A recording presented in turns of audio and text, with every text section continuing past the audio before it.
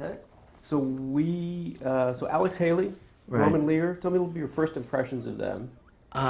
Well, Norman Lear, like I said, I was a big fan right from I think 1970 or 1971 from the first episode of All in the Family. I absolutely loved that show, and again, I think as a kid I thought differently about television. I don't know why, but I mean, I kind of went. I remember being a kid and going, "Oh, I see, Jackie Gleason, Fred Flintstone, Archie Bunker." I mean, I could see the prototypes going back to Phil Silvers. I just loved these characters, and I loved when somebody really nailed that. So I thought, and I remember thinking as a teenager that it was cool that he used that character to kind of talk about things that were happening. And so when I met him, I was really thrilled. And I walked in the room, and he had the little Gilligan hat that he always wear, that white tennis hat. And it was like that a lot. Whether it was meeting Art Carney or meeting Norman Lear or meeting Christy McNichol or meeting any of these people, it was like, wow, that's an actual human. That's not just a person in my television set. So I had this whole feeling of, it was like Cinema Paradiso or something. It's like I had walked into this world that I thought was kind of a fantasy world. So I mentioned that just because it's not just the normal perspective of saying, well, I met this television producer. It was a whole other surreal aspect to it, which is like, I'm not supposed to be here. So it was really thrilling, and he was very, I had some misgivings about doing the show because I didn't know about doing a series right away. Because again, I wanted to be the next Dustin Hoffman or something.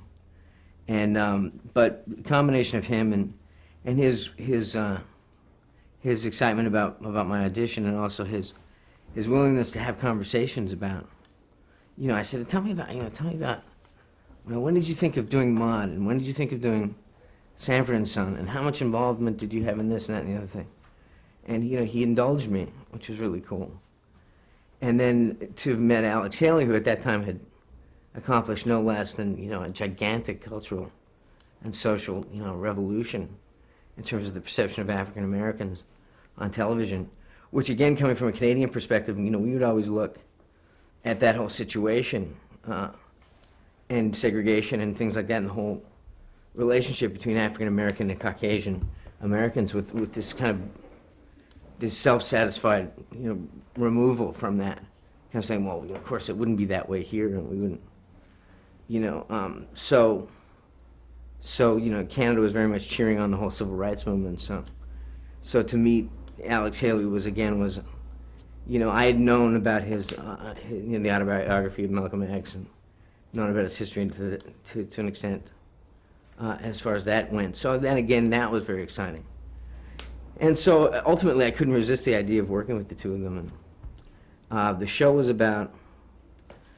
based on basically on Alex's childhood, and I think it was called Hennings, Tennessee. And his family, his best friend growing up had been a white kid. And of course, they came to a point in their lives where there was this tacit acceptance of different roles, and they became different people and had to treat each other differently. And their families were friends, but there was this kind of unspoken thing. So he and Norman wanted to explore that in a television show.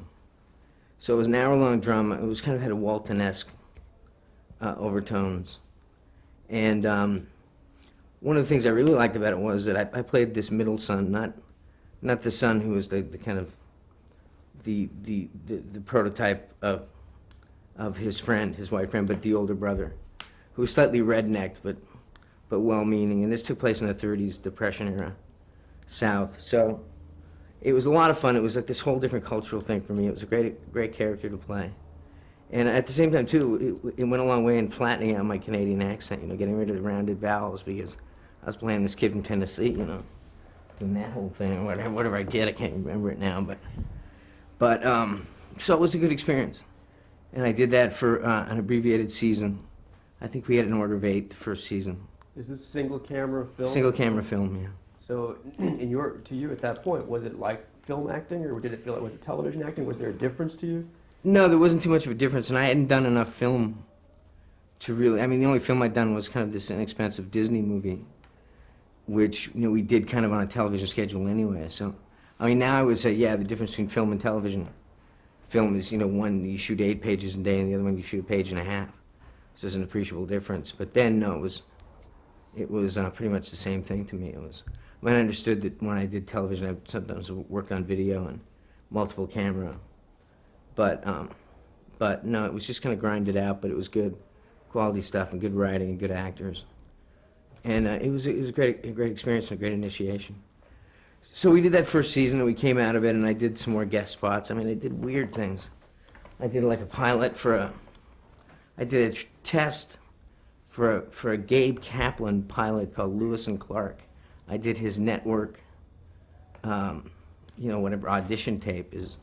He did a 15-minute kind of prototype or, kind of model of the show, which I did. And I did all kinds of little jobs like that.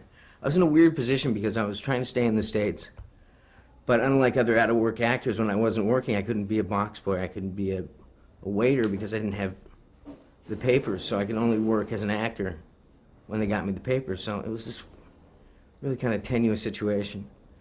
And then, as we were about to go into the second season of Parmesan, I'm waiting in all summer long, waiting for these checks to come for the second season of Parmesan. Then the Screen Actors Guild went on strike in July of '80, I think all the way through to October. So now I'm stuck there. I can't work, and I can't leave, and then we did the second season, and that again was an abbreviated season, and after that it was canceled. Is this good money? I was probably SAG plus 10, minimum. To me, it was a ton of money, but also at the same time too. I'm an 18-year-old kid. I have no idea about withholding taxes. I mean, they kind of said, well, you can pay your taxes now, or you can pay them at the end of the year. I'm like, end of the year, that's good. And I'd spend all that money, I was just the essentials like food, clothing, beer, and cigarettes, And I was out of my mind. I had no, and that whole thing about absolutes that I talk about, like 2 + 2 = 4, well, it came back and bit me on the ass because now I had no kind of preparation for I was only kind of set up to be this kind of dreamy guy, go out and do this stuff, but to actually kind of make it into a living and run my life, I wasn't too great at. So, I finished that second season, and then I did more things. I did Trapper John. I did a thing called Here's Boomer, which is a television series for NBC. And then kind of really descended into, I did a Canadian movie called Class of 1984 with Tim Van Patten from White Shadow and Roddy McDowall, which was a kind of an exploitation film, made very little money at. So I'm fast forwarding you to 1982.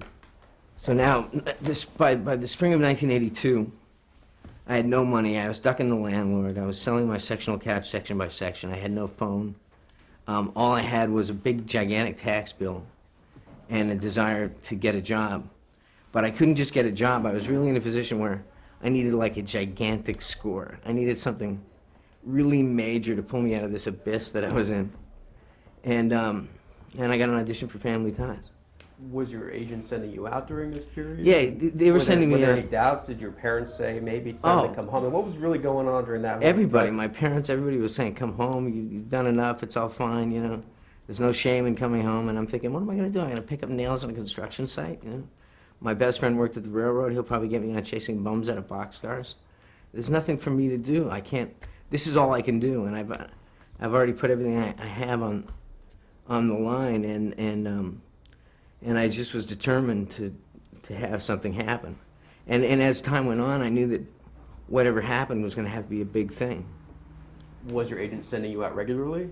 Yeah, I remember that season I read for, just before I went on the Family Ties audition, I went on an audition for 7 Brides for 7 Brothers, was a show that they were doing, and I went and auditioned. It was a horrible audition. It was just terrible. It just stunk. I brought my guitar and I played terribly, and I thought, man, this is what it's come down to. I'm getting rejected for 7 Brides for 7 Brothers. It's just all hell. It's just, I'm 19 and I'm washed up, and I don't know what the hell I'm gonna do. And then like I said, my agent sent me up on Family Ties, which is an NBC series with Gary Goldberg producing, and I knew Gary had just done a show called Last Resort the previous season with Taylor Negron and some other people. And I still had this like little hint of snobism where I said, I don't really know if I want to do a sitcom. My agent's like, what are you kidding me? You know, you need a job. So I went in and I read from it, and I was the first person that they met. I went in and Gary was there and Lloyd Garver and Judith Weiner, the casting director. And I went in and read, and they had, previous to that, made an offer to Matthew Broderick, who had turned it down. And so I went in and read, and I felt like it went really good. And I heard later that Lloyd Garver, actually, when I left, having been the first person who read, Lloyd Garver turned to the assembled group and said, well, I like him. It's good, you know. But Gary didn't like me, didn't want to see me again. But I knew that there was something there, so I kept calling Judith Weiner, and I kept saying, get me back in again. And she said, no, I'd like to get you a call back, but Gary doesn't want to see you. Why did you want to go back? Was there something you wanted to do differently? Was there something No, I just knew that was my part. I just knew it was my part. I knew I got it. I understood it. I knew how to make it. I thought I knew how to make it funny. I was basically just playing my brother, you know, who was the smart ass in our family and was so much smarter than everybody else. And my brother, you know, I never understood the idea of timing, but I knew that my brother was so funny that you'd wait for what he had to say. So what I later understood to be timing back then was just my brother was so funny at the dinner table that you'd wait for what he had to say. He'd put his glass of milk down, and from the minute he took the glass away from his mouth, you were waiting for what he had to say. So later on, that all became part of Alex. So I just knew that as I was auditioning, I knew that I just got it. There was just a sense that I had that that was it. But he didn't want to see me. Now, a month goes on, and during this month, I mean, I can't explain to you that I was figuring out ways to cook cardboard, you know. I was eating plain wrap, everything. Instead of time when you get generic stuff from the supermarket, it'd say like peas on it, you know, pasta. So, so now finally she says, well, Gary will see you. But, you know, he thinks that this is all wrong. He wants you to come in and play it differently. And I was like, yeah, great. So I went in and I read, and that second time, and I could tell right away he was laughing. And now he's seen like 30, 40, 50 actors. So his view is a little bit different. And he's laughing, and I know I'm scoring. And now I'm learning this thing that I didn't really know, because I hadn't done that much of this level of sitcom. Feeding on the laugh and playing up the expectation that he has. And the more he laughs, the more I know what he likes, and I hit that harder the next time. And I finished the reading, and he sits back, and he turns to Judith Weiner, and he goes, well, I should say that previous, when Judith kept saying, see Michael Fox again, he kept saying, look, I don't like the guy. I don't want to see him. He said, I'm a grown man. I know what I like. I know what I don't like. I don't like this kid. I don't want to see him. So then finally I went in and I read the second time, and after really doing a good job, he sat back and he said, why didn't anybody tell me? And that was it, and he was my champion from then on. And we went to network, because that was the thing you have to do, where you have to go and read in front of all the executives. So Brandon Tartikoff was there, and he was like the new guy. And I knew that I had to impress Brandon Tartikoff, so who didn't like me either. And so I started to read, and then he said, Brandon Tartikoff said, well, what are some of the things you've done? Give us some of your credits. So I thought, well, I'll tell him the NBC credits. So I'm thinking about NBC. So I said, well, I've done Here's Boomer. I did the pilot for Teachers Only with Lynn Redgrave. I did the Lewis and Clark with Gabe Kaplan. And Gary sat at the back and he goes, get to the hits, Fox, get to the hits. And someone started laughing. And then Meredith Baxter Birney came in, at that time Meredith Baxter Birney, to read with me. And I'm thinking, oh God, she's so young and she's so beautiful, and she's not going to want to work with some 19-year-old kid as her son. I mean, she was barely 35 at the time. But she liked me, and they got me through it, so the next thing I knew I was shooting the pilot. And when I negotiated the deal for that, talk about, you know, how much money did you make? I made maybe $2,200 a week or something. But I was negotiating the deal from a payphone at Pioneer Chicken, because I didn't have a phone. So I'm standing outside Pioneer Chicken, and I'm going, well, you know, I'm saying to my agents, you got to tell them I got to get $2,200 a week, you know, because I'm thinking I got this big tax bill I got to whittle down. So I don't want to play hardball, but I got to play hardball to a certain extent, because I got to eliminate this debt. And the whole time I'm throwing these numbers around. I'm outside Pioneer Chicken, wishing I had like $1.99 to go in and buy a snack pack. And it was just surreal. And then we did the pilot, and I'm taking the bus I'm walking, you know, through from my apartment up to Sunset Boulevard and taking the bus down to Metro Media. I think it was Metro Media, down way at the end of Sunset across from the Denny's.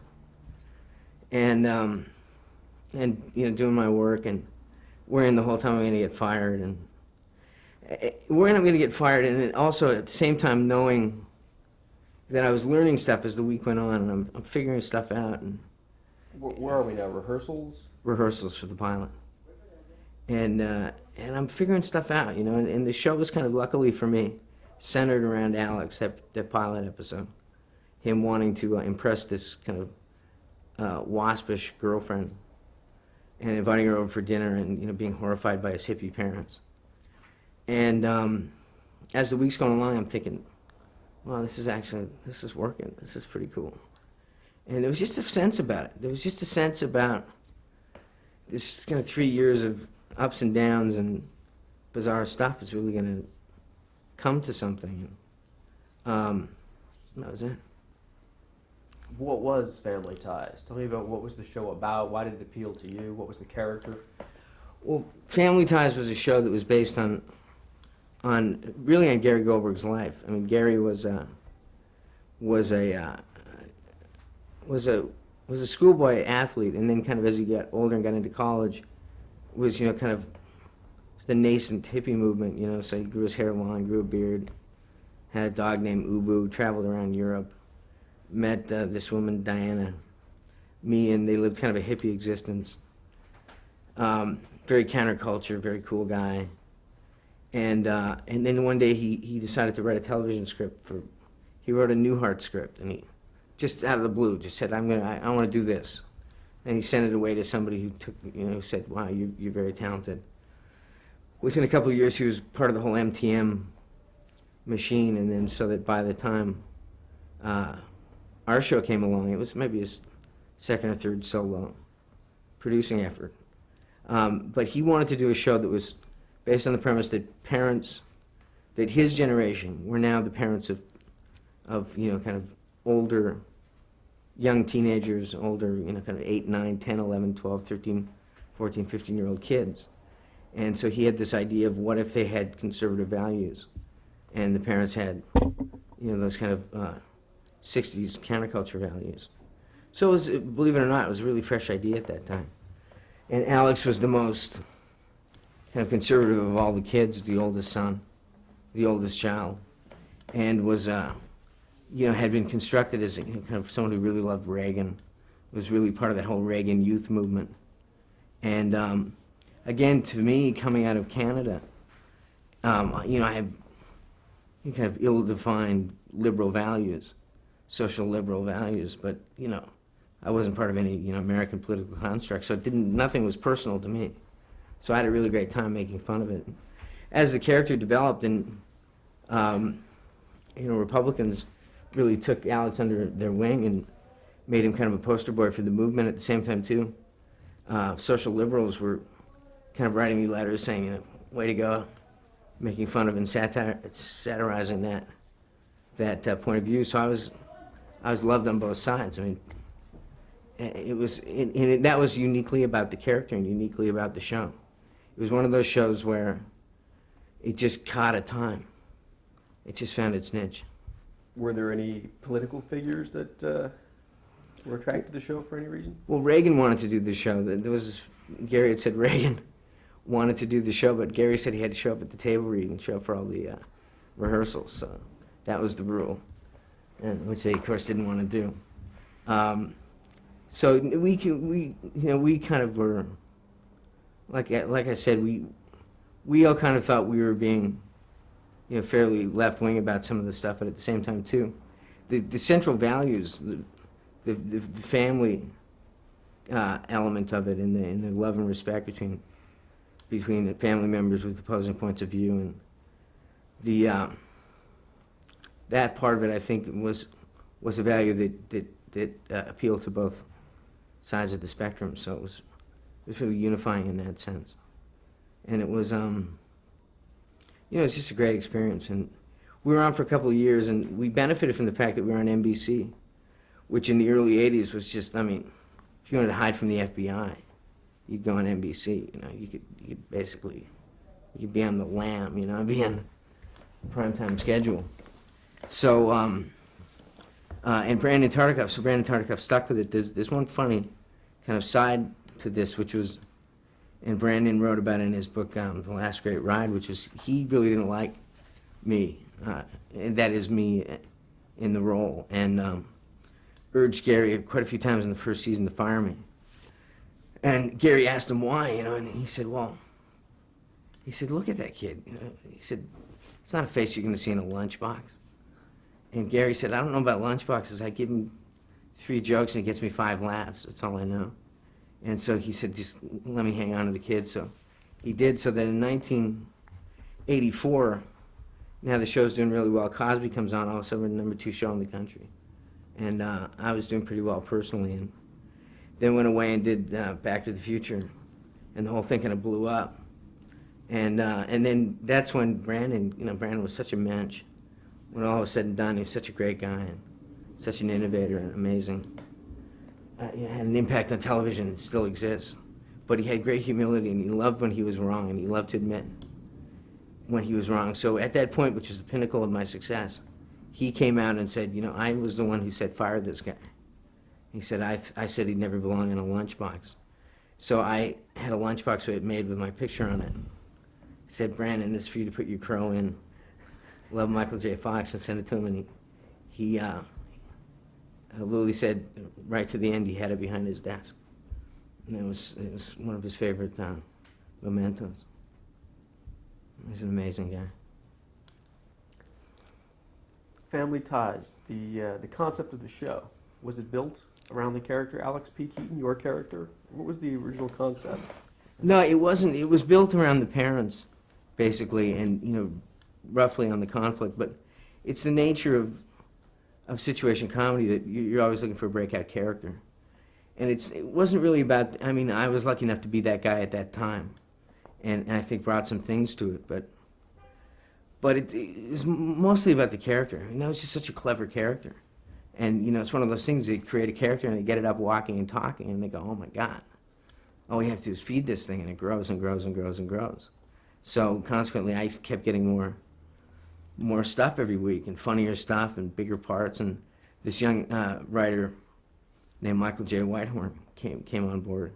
Or at least was on board from the outset, but really stepped up and became the kind of proprietary writer for Alex, and really wrote some of these crucial early shows where, like, Alex lost his virginity, and some other shows, Alex gets addicted to speed, and these really cool shows. And it just kind of took off, and so pretty soon, by the time Cosby came along and the show got this huge audience all of a sudden, by that point it had developed into being a show that pretty much revolved around Alex. So again, I was a real beneficiary of the timing. Now, Meredith Baxter Birney, who by now is like a good friend, I would assume you'd met her a long time before. Now, she was a well-known television actress, right, and presumably this, you know, star of the show when it began. What happened with the relationship with you and her, and how did she feel about that sort of shift to you becoming the star of the show, in a sense? I think there were 2 things.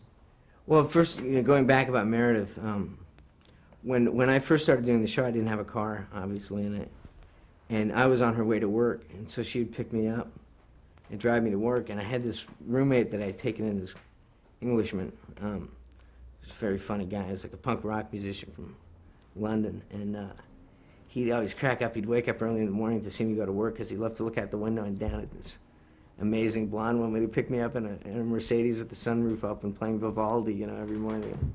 I'd say, like, America, it's great. Hang in there, man. This is the country. So, you know, we had this great relationship. She was very sweet to me. So when this started to happen, I'm sure with her and Michael that there was some misgivings about it and some confusion about it. But to their credit, they never made me feel uncomfortable about it. I know anecdotally that they were concerned sometimes that, not so much that there was a shift to the other character, but that in that shift, that the very real needs of their characters were not neglected, and that those characters didn't become kind of stooges or set-up people, which I think, both to their credit and to Gary's, they never did. They were always fantastic characters, and Elise was a great character. Have we set up Michael do we cover? I don't know if you introduced Michael. Michael Gross is the actor who played my father, Stephen Keaton, and he was, I think, Princeton trained. He just, I think, been nominated or won a Tony for Bent. So he came to the table with some credits, and so the combination of he and Meredith, I mean, these are substantial actors. So, it would be silly and naive for me to say, oh no, they were fine with it. I mean, I'm absolutely sure that they had conflict with it and some problems with that turn of events. On the other hand, the audience was laughing, you can't deny that. And again, like I said, they were careful to make sure their characters were maintained and treated respectfully. And I think the other thing, too, that they've said to me since is, I was just so damn happy to be there. And, I didn't, say, like, okay, move my credit to the top of the show or pay me more money or anything. I was just like, wow, you mean we don't have to pay for lunch? We get to just give us that, I was just so happy to be there that I think that disarmed them to a certain extent. And to the very end of the show, I mean, it was never, that wasn't important to me to be the star of that particular show. It was, I loved the job, and I'll always be grateful to Gary for, providing a home for me. And so I think that those tensions, or the possibilities of those tensions, were really, they were really kind of overwhelmed by just, I think, a genuine warmth that everyone had for each other, and a real thrill at what we were able to accomplish. All right, we've talked about Meredith and Michael. Let's briefly talk about some of the other actors that were regulars on the show with you. Well, the first person that was cast on Family Ties was Tina Yothers, who played my little sister Jennifer, and she had just done a movie called Shoot the Moon with Albert Finney and Diane Keaton, and she's just adorable. I mean, and she totally looked to me like she was the only one who looked like she was from my gene pool, especially as a young kid. I mean, she round, moon-faced, freckles, gappy teeth, just real.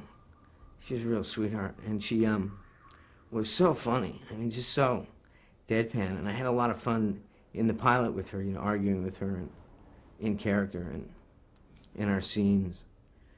And she just always, maintained. She was just always a kid first through the whole run of the series.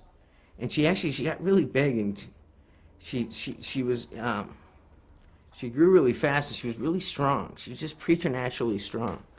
And I mean strong, like she could beat Michael Gross in arm wrestling, like at 11. And she was just amazing. She was just a sweet kid. She was so funny. And I saw a thing a little while ago on TV maybe about a year ago, 6 months ago. So this would be, in the year 2000, and saw her on one of those Whatever Happened To kind of shows with all these people and all these child actors. And I heard she was going to be on it, so I was a little nervous because I hadn't talked to her in a while, and I'm thinking, okay, what's Tina going to be like? And she came out, and she was so breezy and so natural and so unaffected and so uniquely grateful for her experience, and had nice things to say about her experience, about the people she worked with, and wouldn't have traded it for anything. It was so refreshing when you hear so many other things, and so I was compelled to pick up the phone and call her, and we had this great conversation. So she's really the same as she was then. She's just a genuine good person, and she was a great presence on the show. And I don't think, I think as time went on and we got towards the end of the run, I think it was clear to her she didn't want to be an actress. I think she wanted to be a musician. I don't think she had any kind of illusions about, I got to position myself for the spin-off, or I got to, She was just like, well, this has been really cool, and now I'm moving on in my life. So she was just sweet. I have nothing but great things to say about her. Change tape. Great.